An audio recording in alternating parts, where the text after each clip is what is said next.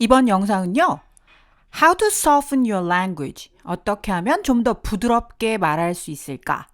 원어민들과 대화를 하다 보면 내가 하고 싶은 말은 사실 그게 아니었는데 그냥 짧게 툭 대답을 해버림으로써 굉장히 어색해졌던 경험 혹시 있으신가요?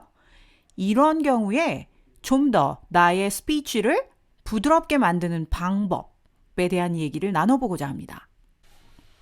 Are you blunt at work?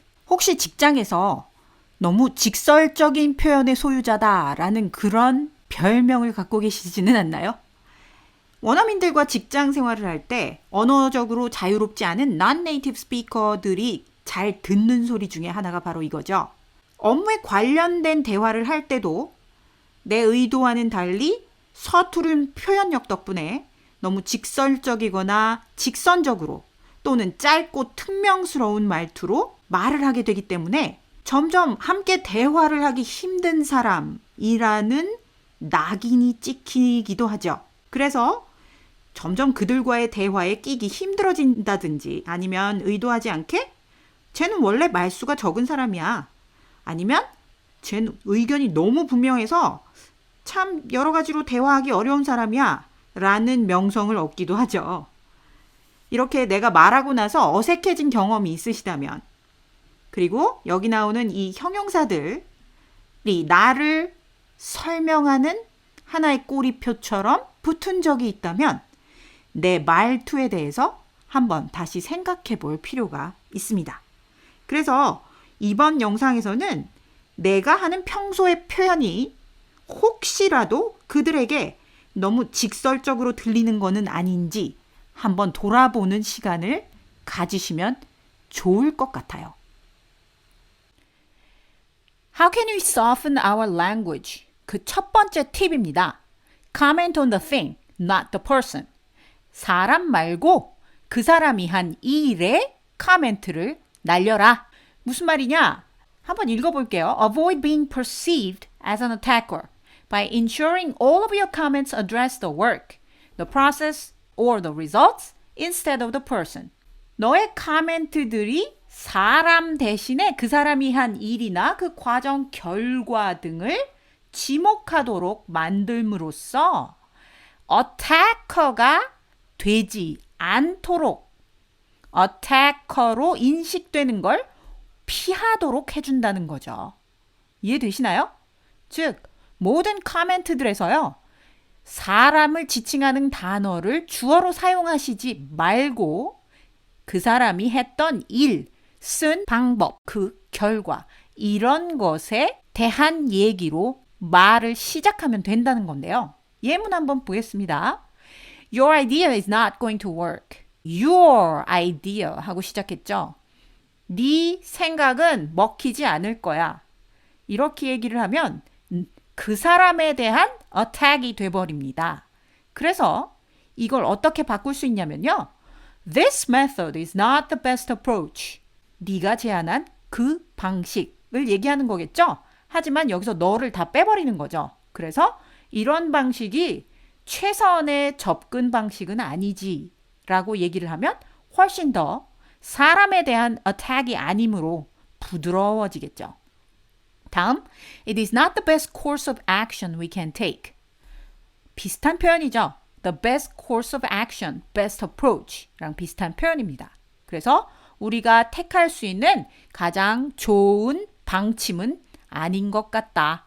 주어를 you, your 이런 걸로 시작하지 마시고 this 또는 that, it 이런 걸로 시작하세요. 간단하죠?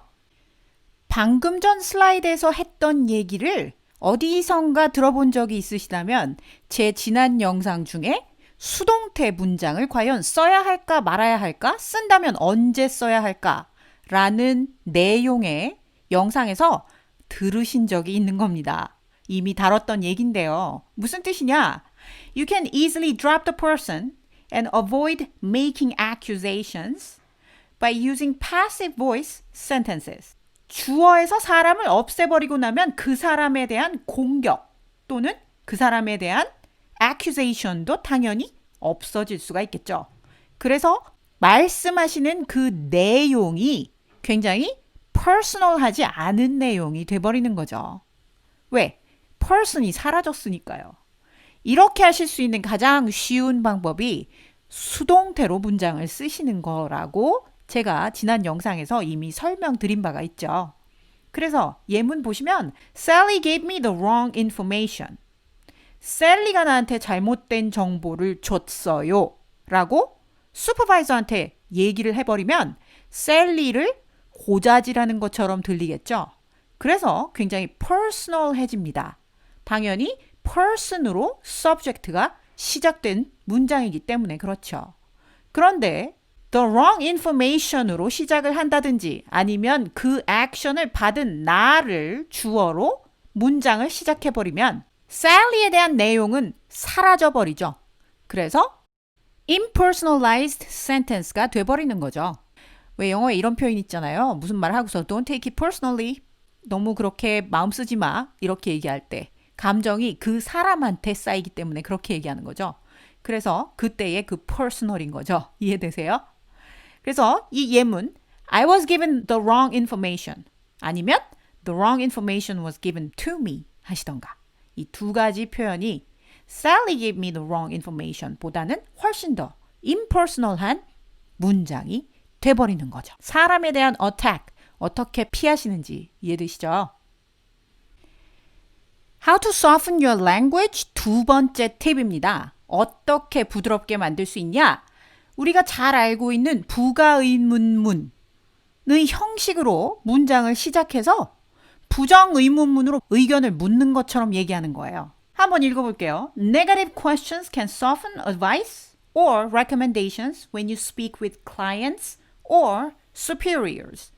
회사 동료 중에 조금 윗사람 또는 부드럽게 더 대할 필요가 있는 고객들, 윗분들이나 고객분들과 함께 얘기를 할 때 특히나 본인이 충고를 하거나 뭔가 recommendation을 해야 되는 상황이라면 더 조심스러우실 수가 있죠.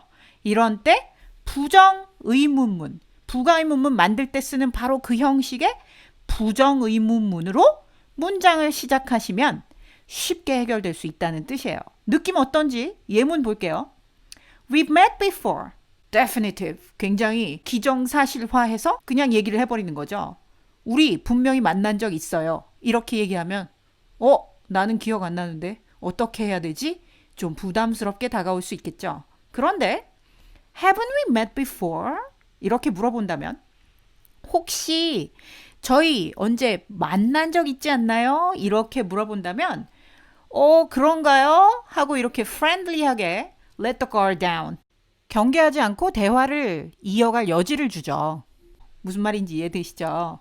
그래서 뭔가 상대방이 대답할 수 있는 여지를 주거니 받거니 할 수 있게 만들어주는 구실을 하는 게 바로 이 의문문입니다. 부정의문문으로 문장을 살짝 바꿔서 물어보는 방식으로 얘기를 해보시는 것도 나쁘지 않다는 거죠. 처음 대화를 시작할 때도 그런데 하물며 충고나 recommendation을 해야 하는 경우는 어떻게 들릴까요? 얼마나 부드러워지는지 예문 볼게요. We should start working on it immediately. 우리는 지금 당장 그 일에 착수해야만 합니다. 이거랑 Shouldn't we start working on it immediately? 혹시 지금 당장 착수해야 되는 건 아닐까요? 이거랑요. 당연히 두 번째 질문의 방식으로 얘기하는 게 훨씬 더 부드럽게 들리겠죠? 왜? 듣는 사람의 의견을 묻는 것처럼 들리는 효과를 내기 때문이죠. 하나만 예를 더 볼까요? You should include these points in the claim. 그 청구서에 이런 점들도 포함시키셔야만 합니다. you로 시작했죠. you를 쓰는 건 상당히 조심하셔야 됩니다. 이게 어떻게 들릴지 의문문으로 바꿔보겠습니다. Don't you think these points should be included in the claim? 지금 don't you think 하면서 수동태에다가 should를 붙였죠. 그래서 you가 사라지고 you가 취할 액션의 내용인 these points를 주어로 데리고 나오면서 don't you think? 당신의 의견은 어떠신가요? 라는 표현을 덧붙인 거죠. 그래서 이런 점들도 그 청구서에 포함되어야 된다고 혹시 생각하지는 않으시나요? 이렇게 묻는 게 훨씬 더 충고를 하는 것보다 부드럽게 들리죠. 다음은 세 번째 팁입니다. polite conditionals를 사용해라 라는 건데요. We use past unreal conditionals to soften, advise, recommendations and requests. 충고나 추천 또는 요구사항을 부드럽게 만들기 위해서 past unreal conditional을 사용할 수 있습니다. 그렇지만 뜻이 past에 있는 건 아니겠죠. 그렇다고 unreal한 것도 아닐 테지만 그래도 unreal을 쓰는 이유는 심리적으로 듣는 사람과 내가 말하는 의도 사이에 어떤 적절한 거리를 유지하기 위해서 past unreal을 쓰는 거죠. In this usage, the present meaning remains. 당연히 시제는 현재에 있습니다. 예문으로 알아보도록 할게요. Due to the complexity of the matter, it would be best if you asked your tax advisor to take a look at it. 그 문제의 복잡성 때문에 tax advisor에게 직접 한번 보라고 부탁하신다면 그게 가장 좋을 듯합니다. 자기의 추천을 이렇게 얘기하는데 humble한 입장으로 얘기를 하는 거죠. 그래서 past unreal would be asked. 이렇게 동사의 폼이 과거형으로 되어 있는 거 눈에 띄시죠? 두 번째 예문 I would be grateful if you signed and returned the document by tomorrow. 내일까지 돌려주시면 좋을 것 같습니다. 라는 얘기인데 간단하게 would be grateful 그러면 감사할 듯해요. if 하시면 할 때 if 절에 과거형으로 동사를 다 썼다는 거 눈여겨 봐두시고요. 세 번째 I would greatly appreciate it if you could send it back as soon as possible. 최대한 빨리 그걸 저에게 돌려보내주시면 참 감사하겠습니다. appreciate는요, 타동사입니다. 그래서 반드시 이 목적어 잊고 안 쓰시면 안 돼요. 목적어 빼버리고 I would greatly appreciate 하고 문장 끝내시면요, ungrammatical 한 문장이 되죠. 바보 같은 문장이 됐기 때문에 절대 이렇게 쓰지 않으시기 바라고요. 다음, wouldn't it be more convenient if the supplies were purchased on a monthly subscription? 오피스 서플라이 같은 거 다달이 이렇게 subscription 해서 사드리면 훨씬 더 편하지 않겠습니까? 하고 위에 분한테 건의사항을 얘기할 때 wouldn't it be more convenient 하고 의문문으로 만들었죠. 부정의문문 좀 전에 얘기했던 바로 그 팁이었죠. 의문문을 쓴 데다가 게다가 if unreal past conditional 쓰면서 훨씬 더 겸허해지면서 주어를 you purchased 하고 personalize 하지 않고 impersonalized sentence로 만들어버렸죠. passive voice를 사용함으로써 온갖 트릭이 여기 다 들어있는 그런 집약체의 문장입니다. 그래서 밑에 직원이 윗분한테 뭔가 건의사항을 얘기할 때 Wouldn't it be more convenient if the supplies were purchased? 수동태, 조건, 그리고 부정의문문 세 가지의 결합체. 한꺼번에 믹스 매치 하셔서 사용하실 수 있어야겠습니다. 다음 팁은요, 조금 스페셜한 게요. 말을 듣는 그 사람과 나의 관계를 먼저 생각해 보실 필요가 있다는 거예요. 뭐라고 써 있나요? Don't give advice. 충고는 아예 주지를 마라. 충고 한번 생각을 해보세요. 아주 친한 친구 사이에 충고를 해준다. 윗사람이 나한테 충고를 해줄 수는 있죠. 좀 더 나은 사람이 좀 더 못한 사람한테 충고를 해줄 수 있는 거죠. 그렇기 때문에 이미 충고의 말투 그 자체가 고압적으로 나를 만들어버릴 수 있는 거죠. 그래서 you should, you'd better 이런 표현을 쓰실 때는 굉장히 생각을 많이 해보시고 쓰시기 바랍니다. 왜냐하면 네이티브들이 듣기에 그 말이 약간 abrasive하게 들릴 수가 있어요. 거슬리게 들릴 수 있다는 얘기거든요. 그래서 한번 읽어볼게요. Consider which of the following statements creates the proper distance between you as the speaker and the listener. 말하는 사람인 당신과 듣는 사람 사이에 적절한 거리를 만들어주는 게 이 세 가지 중에 어떤 거라고 생각하시나요? Are you close enough to the listener to give advice? 그 듣는 사람하고 그렇게 친한 사이인가 한번 되돌아보고 나서 충고를 하려면 하셔라. 요런 얘기가 써 있는 거죠. 읽어볼게요. You'd better contact your supervisor immediately. 고객이 말단 직원한테 할 수 있는 얘기죠. 당장 니네 슈퍼바이저한테 연락해야 될걸. 안 그러면 내가 컴플레인 엄청 해서 너 무슨 일 생기게 만들어버릴 거야 라는 약간 위협적인 말처럼 들리기까지 할 수 있습니다. had better 때문에 그렇죠. expect to have bad consequences if you don't do it 이라는 뜻을 내포하고 있기 때문에 그래요.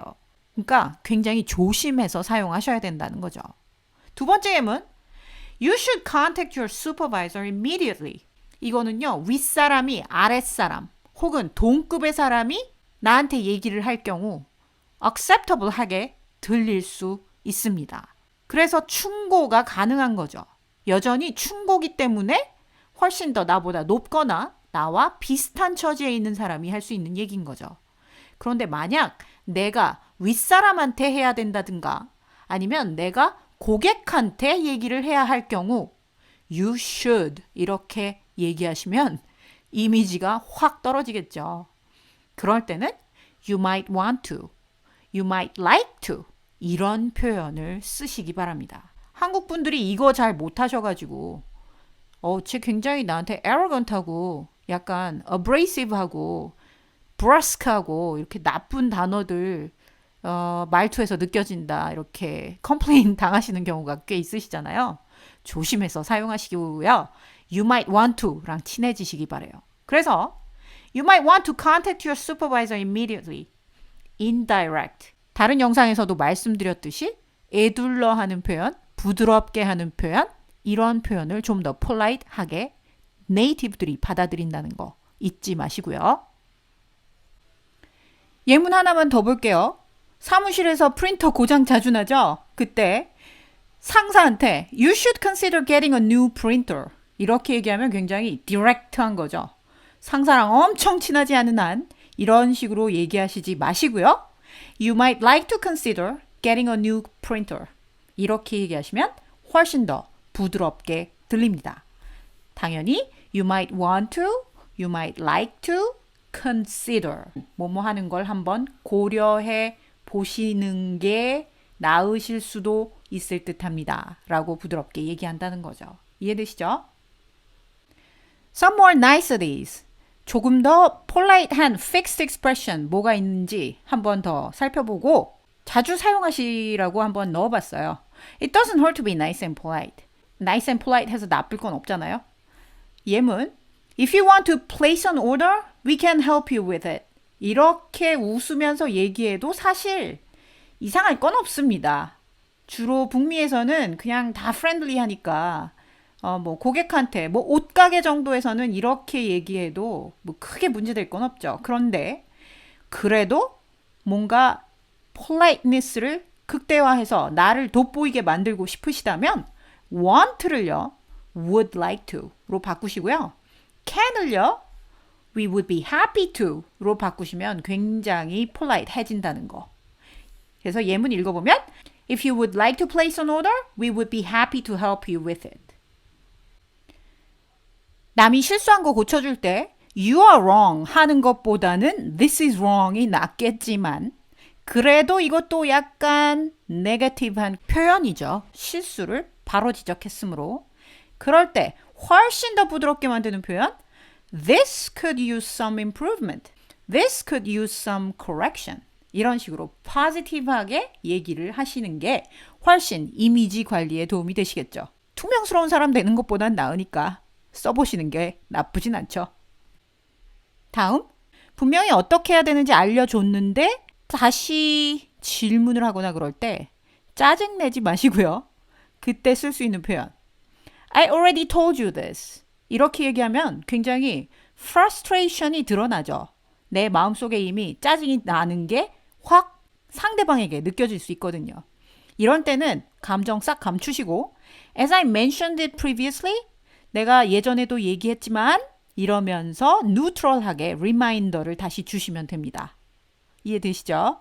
I already told you this. How many times did I tell you? 이러지 마시고 as I already mentioned it previously 하면서 nice and generous하게 설명 다시 해주시고요. 다음은 동료가 부탁을 할 때입니다. 아, 별로 하기 싫은데 이렇게 싫어 라고만 얘기하면 좀 퉁명스럽게 들리죠? 그럴 때는 I don't wanna do it 하지 마시고 I would rather not do it because 하고 short explanation을 덧붙여 주세요.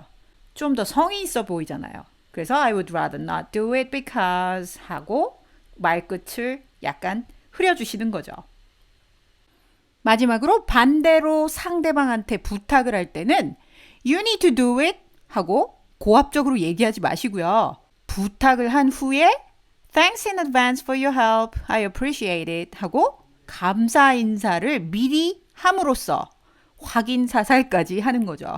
이해되시죠? 그래서 You need to do it 하지 말고 부탁하시고 나서 Thank you in advance for your help 잊지 마시고요. 항상 기억하세요. 디렉트하게 얘기하는 것보다 부드럽게 말씀을 하셔야 잘 먹힌다는 사실이요.